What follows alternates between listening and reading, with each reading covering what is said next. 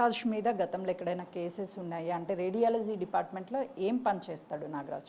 Radiology డిపార్ట్మెంట్లో అతను almost అటెండర్గా పనిచేస్తాడు. పేషెంట్స్ని పిలవటం, డాక్టర్స్కి కల్పించడం, డాక్టర్స్ వెయిటింగ్ రూమ్ దగ్గర అటెండర్లాగా పనిచేస్తాడు. అంతకుమించి అతనికి ఎటువంటి పవర్స్ కానీ ఏమి లేవు. తను డబ్బులు ఎందుకు తీసుకున్నాడు? నిజంగానే డాక్టర్తో ఏమైనా సరే కాంటాక్ట్స్ ఉన్నాయని చెప్పేసి నాగరాజ్ ఏమన్నా చెప్పాడా సార్? ఇప్పటివరకు మేము విచారించిన దాంట్లో అతను నాగరాజు కొన్ని ఆర్థికపరమైన ఇబ్బందులతో ఉన్నాడు. సడన్గా ఇతను దొరికిపోవడంతో అతని దగ్గర నుంచి ₹1,50,000 తీసుకున్నాడు అనేది మాకు విచారణలో తేలింది. ఈ నగదునంతా కూడా ఆన్లైన్ ట్రాన్సాక్షన్ ఏమన్నా చేసుకున్నాడా? క్యాష్ రూపంలో తీసుకున్నాడా? ఏమన్నా ఎవిడెన్స్ అనేది పోలీసులకి సబ్మిట్ చేశారా?